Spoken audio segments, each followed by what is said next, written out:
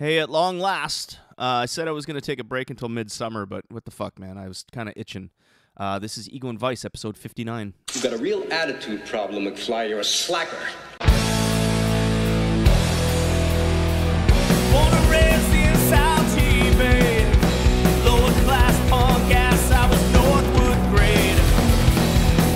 I had it made. Spent my nights drinking with my mates. Just a short bus ride up to PA.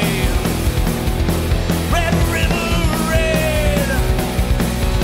Then I hit the wall and I knew I had to bounce. They still say that 19 years ago, hell, I got the hell out.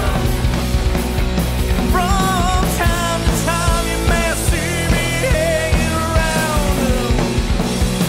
Now I feel like a stranger in this town. Crocs and rolls is where I learned to play. Westwood Tavern's where I learned to walk. Yo, what's going on? This is Mike, your humble host of Ego and Vice podcast. It's been kind of a weird winter for me, I guess. I don't know. Lots going on. After, I think it was January, I put the last podcast up, and I had all these plans to have some guests on. I had people in the works, and winter got the best of me. Life got the best of me. You know what I mean? You get preoccupied, and you get complacent, and you get lazy. And I just stopped doing it. I don't know why. I just didn't have an urge to do it. And I figure, if you don't want to do it, then you shouldn't push yourself to do something. Well, maybe that's a bad fucking outlook on things. Let's just say if your heart's not in it, you can do it, but it's going to be a shitty product. Product? Anyway, you know what I mean. My heart wasn't in it. I just put in a good year and a half of trying to make this podcast the best it could be. I had a lot of conversations with some amazing artists and some good friends. And I hit a wall where it was just like, I'm going to give it a rest just because I can't top what I've done. So why not walk away for a bit? And that's what I did. And I put a post up probably about 2 or 3 weeks ago where I was just like, I'm not coming back for, I don't know, till like midsummer. But it's amazing once you make a decision like that. When I know I have to do the podcast, it's amazing. I just like sit there and I'm like, I don't want to do it. But when you put something out where it just says I'm not doing it, then it's just you lay in bed and say, I really want to do a podcast. It's like the chase. I don't know. Like when you like a person and they don't like you, and you chase after them and you put in all that effort, and then finally they kind of cave and they're like, oh, okay, fine, I'll go out with you or something. And then you're kind of like, well, I don't, it's not as fun as the chase. Who the fuck am I, Doctor? Hey, who am I, Dr. Phil? I don't know. I don't even know what I'm talking about. See, I'm cold. I'm cold on the podcast game, so my podcast game is not strong right now. So I guess, I don't know. Fuck, I have nothing really to talk about. I have no guests on in the studio today, so I'm just gonna shoot the shit with you guys. It's good to be back. Feels good. Feels natural. Feels normal. However, when am I? 3 minutes in, and I'm already like, what the fuck am I doing this for? Anyway. So, cool. Goat has been pretty busy. So, yeah, Goat's a 3-piece again, eh? Well, technically, we're not a 3-piece. Sarah Destruction, love her to death, my good friend, has a lot on her plate right now. She has a lot on her plate with her business, Microgreens, Wizard Greens, pardon me. You should check that out. I'll leave a link on the site. And she has Nicola, well, I guess he's not a newborn anymore. He's got to be pushing a year old now. But having a baby is probably I don't have kids, so I don't know. But so I've been told it is a all-consuming thing. And being in a band with 3 guys who are free as a bird, I suppose, who make their own schedule, would be a hard thing to match. So she came back into the band probably in the late fall last year, and we played a bunch of shows, and it worked out really good. But it got to a point where she was overwhelmed with her responsibilities. So I basically said to her, look, take your time, go do your thing. Goat was a 3-piece to begin with, and it'll always be a 3-piece. No matter what happens, Goat will always be there for you if you want it to be. And she said, cool. So we're still a 4-piece band, but lately we've been performing as a 3-piece. And we're also on the lookout for a new guitar player. Nick Caruso from Montreal, our good pal, used to be in the Whiskey Chase. He is a producer and an engineer up in Montreal at the Nick Caruso Studios. And he's a punk rocker. And he's a fucking rad dude. And he's a brother of ours. So he filled in for us on a trip we took up to Montreal a couple weeks ago to play with Danny Vanzini from Ottawa. Matt Spag, you might know him from Hell Bros and Big Jesus Truck and all his other crazy adventures. And yeah, it was good. So Nick jammed with us before the show. He learned the songs, and we went up and we had a rad time. And Goat has a show coming up on June 8th at Mavericks with 10 Foot Pole again. This is my third time playing with 10 Foot Pole in like a year. The first one kind of didn't count because I did an acoustic show with Dennis Jagard, who is is 10 Foot Pole. And then we did a opening slot with the full band, 10 Foot Pole. And then we somehow accepted another show with 10 Foot Pole again. So it's Goat and 10 Foot Pole. It's like this ongoing running theme, I suppose. But it's rad. You know, those guys are good guys, and they're a pretty classic skate punk band from the 90s, which I remember very well. And getting to know them over this last year or so has been awesome. And Dennis is a good dude, and you know, looking forward to playing with him again. But the best thing about that show, other than 10 Foot Pole, is that we're playing with our boys, good friends in Warfare. Always a fucking rad time when you get together with Warfare. You get Goat and Warfare on the same bill, and it's going to be a lot of fun. And we're also playing with the Fly Downs, who are an band that is like a snowball. I'm telling you, they're rolling, and then they're growing as they go.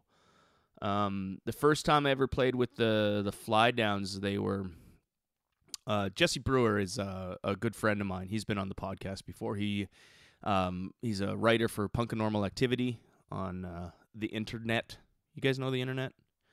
And we had a show. It was Goat and Warfare. I think it was our like record release party or something like that, and we had Warfare on the bill, and we were looking for an opener, and someone steered me towards the Fly Down, so I got a hold of Jesse. And I think it was like one of their first shows or something. I don't know, but they're good dudes. They're a great band, and now 2 years later, we're opening for them. So what the fuck happened there, Jesse? Jesus Christ. Anyway, I'm proud of them. They're good dudes.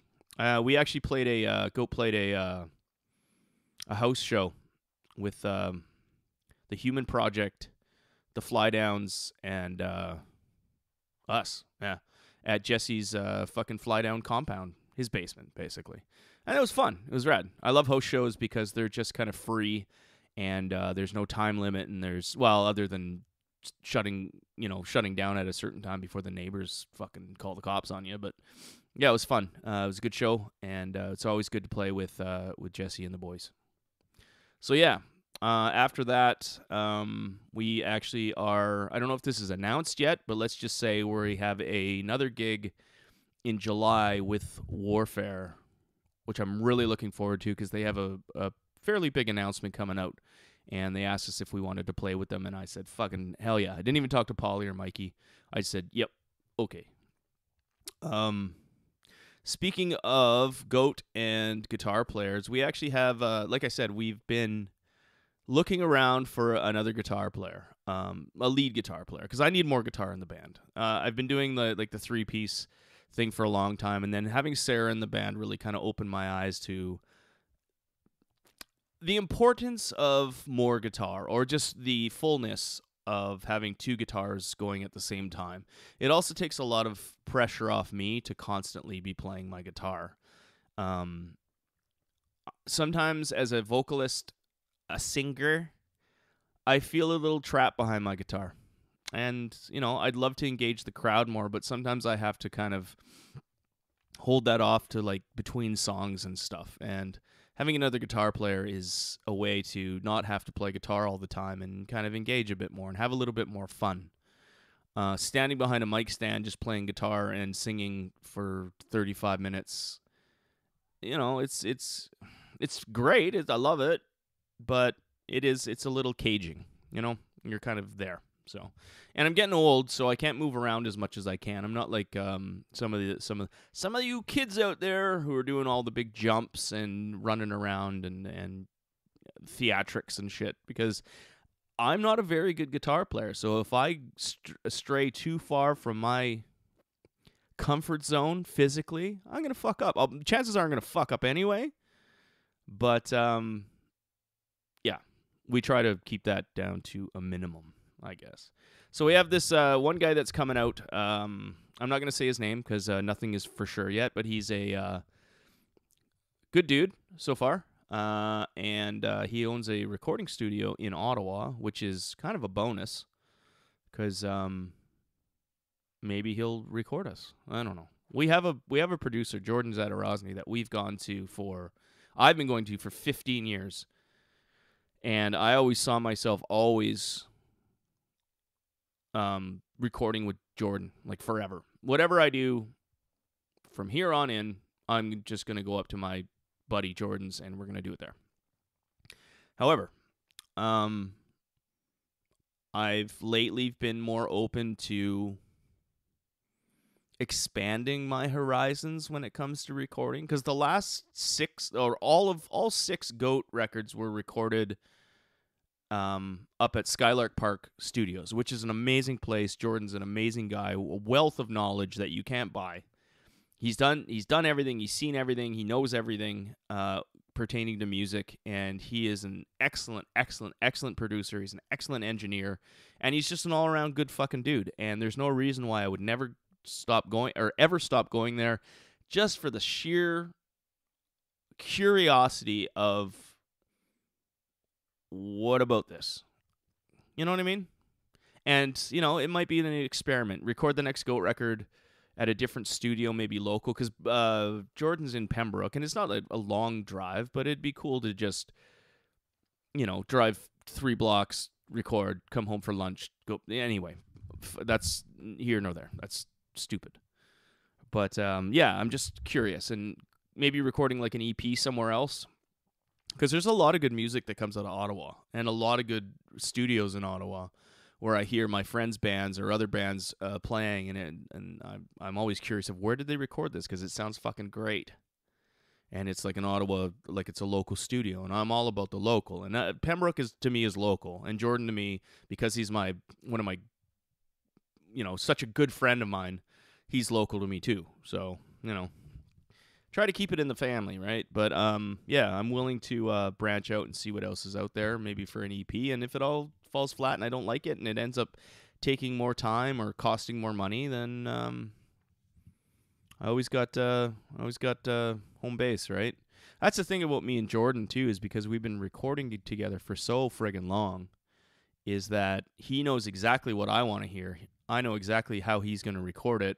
We don't have a ton of banter in the studio where it's just like, well, maybe we should do this, this, and this. We do our pre-prod before we go up there. I send Jordan some demos. We do some scratch tracks, and we just kind of look at each other, and he's like, yeah, I got you. And we can bang that shit out quick.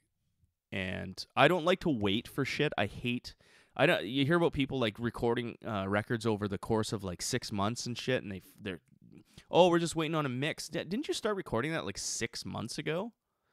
Like, for me, it's like a 3-piece. It's like 3-chord, 4-chord punk rock stuff. Like, what kind of like opus are you trying to do? I'm not knocking anybody who does that, but there's better ways to do it. Like, I think if I can't record a 6-song Goat EP in 3 days, we've kind of lost the plot. because our shit is very easy. I like it kind of raw sounding. I'm not trying to record some polished fucking epic. You know what I mean? And if you need to have to rely on like mixing and editing and all that stuff to make your band fucking sound the way you want it to, maybe you should try harder just fucking getting, practice more, maybe. Get tighter as a band. I don't know. Ghost's been together 8 years. Maybe that's the difference. And we know exactly where we are. I can look at Paulie, I can look at Mike. If we fuck up in a song, or if we're going for a change in a song that we're doing right, I know exactly where those guys are going. So when we do pre-prod and we go up there and record, we know exactly what we're doing. And I'm at the point where I don't need to be like, let's do this. No, this is the way it's going to go, and this is the way we're going to do it, and that's the way it's recorded. And, we'll change it up live, but that's the beauty of live shows, right? You can embellish some parts, elongate a bridge, right? If you want to play fucking Iron Man in the middle of a fucking bridge just for fun, you can do that. But on recording, just get it in there, get it out, get it done, put it in the fucking vault, and, enjoy it for what it is. It's punk rock, everybody. It's fucking punk rock. Anyway, sorry, that's my rant. I'm going to play some music. The new Bad Religion dropped May 3rd or something like that, the start of the month. And this is my birthday month, so what a great birthday present to have a new Bad Religion record come out. It's called Age of Unreason, and it's fucking awesome. I think it's awesome because those guys are in their 50s, and I've followed Bad Religion since the 80s. I hitchhiked to Minneapolis in 1991 to catch them on the first leg of their Generator tour. It was at First Avenue, Prince's Bar. Yeah, the Prince. And it was the first show of the Generator tour, and I hitchhiked up there to see them. Like, I love that band, and to know that they're still kind of doing their thing at, mid-50s, I think it's for me, though. I think it's all for me, and that's just me being, whatever. I always said Bad Religion, if I look back, the Bad Religion catalog is like the soundtrack of my fucking life. And to know that they're still doing it and releasing like new music, and they're still completely relevant, and fucking smartest band in punk rock as far as I'm concerned. That's arguably the smartest the punk band in punk rock. But anyway, it's a treat. So I respect everything they do. And I'm gonna play a song. Let me find one.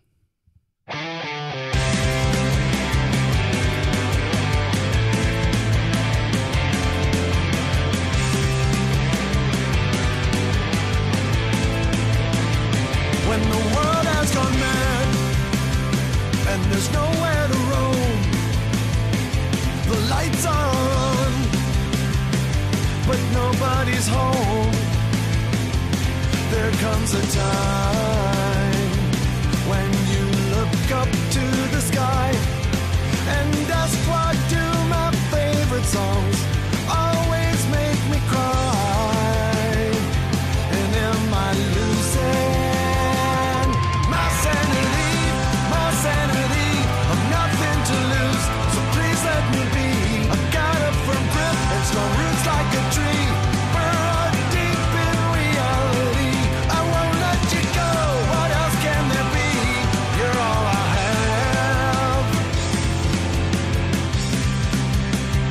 When you swore to be true, our bet was belief, but alternative facts snuck in like a thief.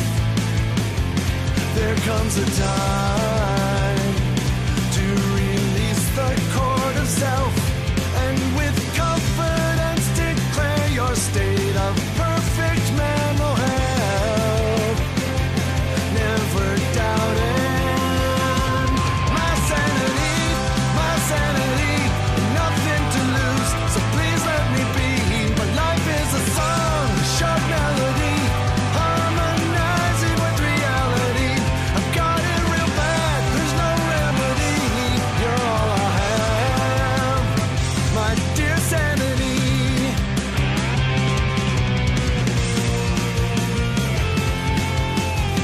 Sometimes there's no sane reason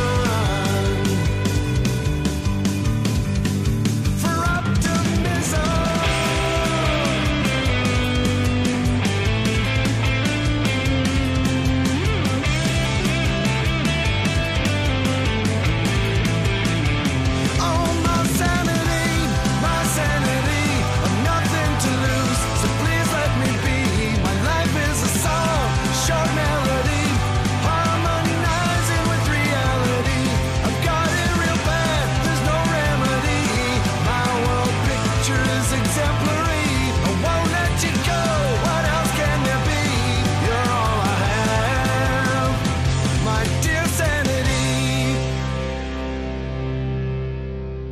My Sanity by Bad Religion. Isn't that a fucking great song? You know what? That I said, that is my. You ever the band the Bad Religion song Sorrow, which is a fucking brilliant song, brilliant punk rock song. My Sanity is like the fucking 2019 version of Sorrow to me. Anyway, doesn't matter. I'm not even allowed to play that shit, but I'm doing it anyway because, hey man, Bad Religion listens to it, rad. And if they sue me, cool, man, I got sued by Bad Religion. Anyway, as far as the, what else is going on? Ah, fuck, my phone's ringing. The Riptides. Riptides are still on a bit of a hiatus, Everyone's doing their own thing. We always stay in contact, and everything is going well. Me and Andy and Bob are working on a secret thing, which I'm not going to announce, but a lot of great ideas and music has been coming out. And me and Bob have been doing a lot of file sharing and been coming up with some pretty cool stuff. I'm not going to say what it's for, but it's very exciting, and the Riptides will rear their ugly heads. Our ugly heads at some point in the future, but that's not up to me. I'm just happy to be there, folks. Yeah. So other than that, just stay tuned for that, I guess. Both projects, whether it be the Riptides or the Secret Project. Right. I also got to give a pretty good shout out to my best friend in the world, Steph Goodwin, who just finished her local theater production of Lysistrata. It's a Theater Kraken production. I love live theater, and I love that my best friend in the world is involved in it because it's really opened my eyes to a lot of other things that are Ottawa, artsy stuff and theater stuff and music. And I love everything Ottawa. I love the people in Ottawa. I love the talent in Ottawa. And since Steph has been doing local theater, I've seen way more live performances than I normally would have, and I appreciate that for sure. But she just finished a run, I think it was like a 2-week run of this play called Lysistrata, and she was the lead in it. She played Lysistrata herself, and she absolutely nailed it. She was fucking dynamite, just killed it. It was based in kind of like a 50s white picket fence, cookie cutter, men, wives, work, stuff like that, but it was based on a play or a story from like ancient Greece, I guess, where the men go off to war and the women are left at home. So there's this one character named Lysistrata who gathers the women who are upset that their husbands keep going to war, and they find the strategy where to try and stop the war, they'll withhold sex from the men. And it works. Especially, yeah. And anyway, whatever. If you missed it, it's too bad. If you get a chance ever to check out anything at the Gladstone Theatre or the Little Ottawa Theatre or any form of live theater, I recommend doing it because those actors and actresses and directors and sound people and everything, they put a ton and ton of work into that stuff, and it shows, and it's brilliant, and it's a fun night. It's cheap, it's affordable. It's like $20 a ticket. They serve beer in the lobby at the Gladstone, and you can bring it into the theater with you, and you just sit and you watch a really great performance from a lot of very committed and talented people. And like I say, I'm very, very pro theater, and I will scream that from the mountaintops, yo. She has something else coming up at the Fringe Festival. I can't remember what it is, but maybe I'll have her on next time and she can explain all that to you. But everyone who went and saw the show, it got great reviews. Me and Polly went, and Bob and Kim, good friends from the Riptides. Bob and Kim came out, and we had a great time. Then we went to Pub Italia and tried to solve riddles under Mickey's caps. Poorly. I think we got like 2 out of 4 or something like that. But hey, what are you going to do? I'm going to take a sip of this fine Coors Light beverage. It's delicious. Yeah, I remember when I quit drinking. That kind of fell off. It was good, though. I quit drinking for like 4 months. Well, yeah, about 4 months. And then I said, let's treat myself with a beer. And then I just kind of fell right back into my old habits. But you know what? The idea that I could actually quit drinking for 4 months and feel great and give my body a break, that's kind of a big thing. I was really proud of myself for even attempting it. And I was pleasantly surprised with the ease of it after a matter of, I don't know, like a week, to the point where I didn't even worry about it that much. But as summer rolled around, you know how things get more social in the summer, and sitting outside in the backyard, which has been a new thing since the snow melted, is just, you get that feeling, you get that summer feeling, and there's nothing like sitting out back in the sun, barbecue going, and then having a drink, having a beer. And that's what I'm kind of looking forward to this summer. Maybe in the fall, you know what I mean? I'll quit for the winter again. That's kind of what I did anyway. So, give yourself a break. If you're drinking too much, if you're eating too much, if you're smoking too much, give yourself a break. You don't have to quit forever, because I know that's depressing as shit. It's fucking depressing.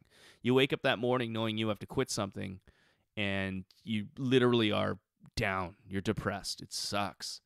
But if you go about it in intervals or spurts where you say, I'm going to stop smoking for just a week. I'll try it for a week, and then come Monday morning, I'm going to crush some darts, Test yourself and push yourself, and you'll see by like Thursday or Friday or Wednesday or Thursday, you're going to be way better off than you thought you were going to be, and it becomes easier. But it's a good self challenge, because nowadays we just give in to everything, because everything is right there in front of us, right? I don't want to eat that donut, but I'm going to eat that donut. I don't want to smoke that cigarette. I'm going to smoke that. But, you just want everything. It's like, why, why hold back? Just indulge, consume.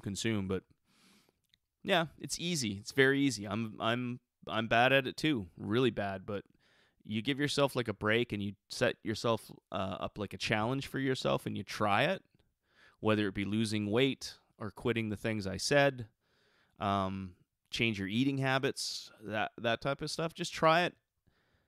There's a reason why they say, like, when you quit like drinking, take it day by day, because it's true.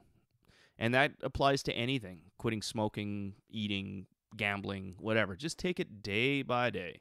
If you look in the like a big picture, like, oh my God, I'm never gonna have a cigarette again, or I'm never gonna have a beer again, absolutely, that's gonna fucking way heavy on you. You know what I mean? But set a short-term goal for a week, and then just take this each of the 7 days as the day. You know what I mean? And you can do it. You can totally do it. And you feel better, and you feel proud of yourself. Like, super proud of yourself.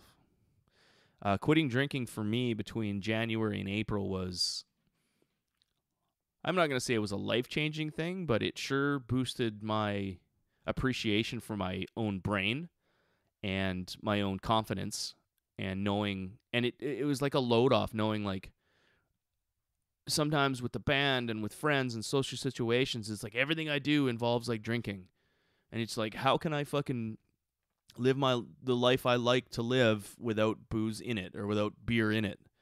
And that was stressful to me. You know what I mean? It was just like, fuck, well, I guess, I remember I'd go to sleep and I'd be like, well, maybe I'll just stop drinking tomorrow. And then I'd be like, no, I got that show on Wednesday. I got a show on Friday. I'm hanging out with the guys on Saturday. I'm going golfing on Sunday morning. And it was just like, I was overwhelmed. But you know what I mean? And you feel like you're kind of in this never-ending circle of just like the bad shit you do in your life. But you take a week off, and then you just go with it. And I did all that stuff. I played shows. I hung out with friends.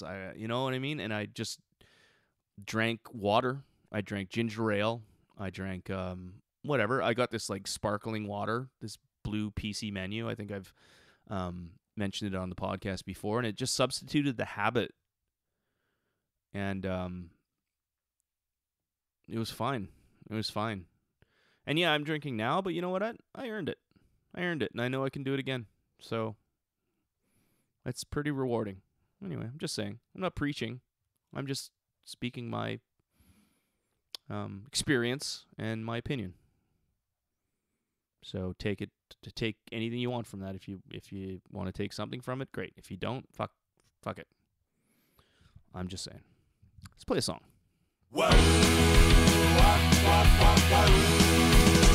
Goodbye, Hawaii. We'll be back soon. Goodbye to all of those pretty girls kissing underneath the moon. Goodbye, Hawaii. We'll always be true. Goodbye, Hawaii. We'll be missing you. Where we're surfing in Penally, where the girls all get so tan. Or lying on Lahaina Beach, blue Hawaiian in my hand. Well, I don't wanna go back to the mainland. I don't wanna go. I just wanna catch the first wave. Goodbye, Hawaii. You're my number one. Goodbye to all of those pretty girls surfing underneath the sun. Goodbye, Hawaii. Will always be true. Goodbye, Hawaii. We'll be missing you. Well,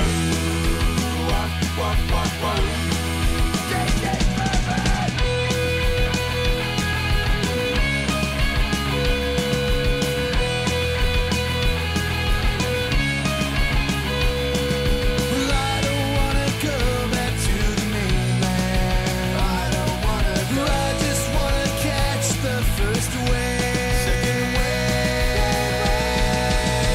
Goodbye, Hawaii. We'll be back soon. Goodbye to all of those pretty girls kissing underneath the moon. Goodbye, Hawaii. We'll always be true. Goodbye, Hawaii. We'll miss you, Hawaii. You're my number one. Goodbye to all of those pretty girls surfing underneath the sun. Goodbye, Hawaii. We'll always be true. Goodbye, Hawaii. We'll be missing you. We'll be missing you. We'll be missing you. All right. So I don't think I need to go too much longer. This was a good jump back into the old podcast, and I'm going to do my best to try and get them out at least once a week from now on. And I'm going to have more guests on, and it's going to be back to the way it was, the way you are used to hearing the Ego and Vice podcast. I figure in this last little bit, since it's like a reunion, so to speak, let's catch up. We caught up on GOAT. We caught up on the Riptides. We caught up on,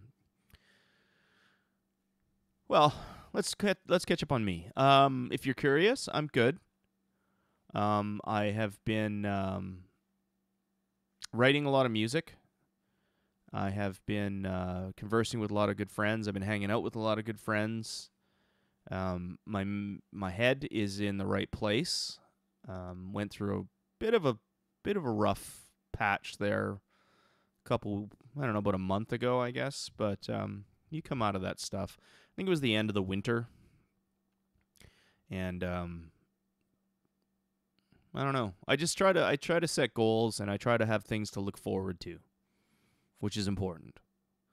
So the things I look forward to are playing shows. Love performing.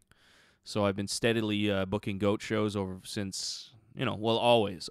We play at least once or twice a month, whether it be in town or out of town. And that's the stuff that kind of keeps me sane. If I didn't have a platform to perform in that sense, you know what I mean? Like sometimes I just want to go on stage and kind of sweat one out. Even if it's a shitty show, I don't give a shit. I don't care. I need that in my life.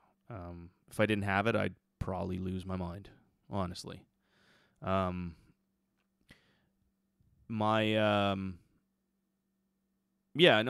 pretty stable. I'm pretty good, The meds. The meds, I'm still on the meds. I'm actually looking to get off my meds. They're for anxiety and depression, as you know. I've said that many times.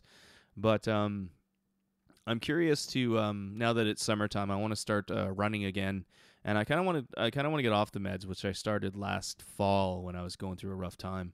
And now that it's summer again, I always used to run, and I always used to exercise and combat my crazy brain that way. And I've relied on the medication for the last, 9 months or something like that. And it's done well, but it's also left me feeling kind of flat. I've gone back to the doctor a couple times and switched meds and then added meds and then same old shit. If you're feeling shitty, go see a doctor. I always say that. You know what I mean? If you break your leg, you got to go get a cast. If you break your head, go talk to a doctor. But I think it's time to kind of go a little clean on that and see if just good old natural exercise, good diet, lots of fluids, lots of water will kind of set me back. Because even though I feel good, I still kind of don't feel like me or the me I used to feel comfortable with. I don't know. If anyone has any comments on medication and how to get off medication, please send me a message, egoandvice@gmail.com, and we can discuss it. But I'm not going to get too far into it. I'm good. I'm fine.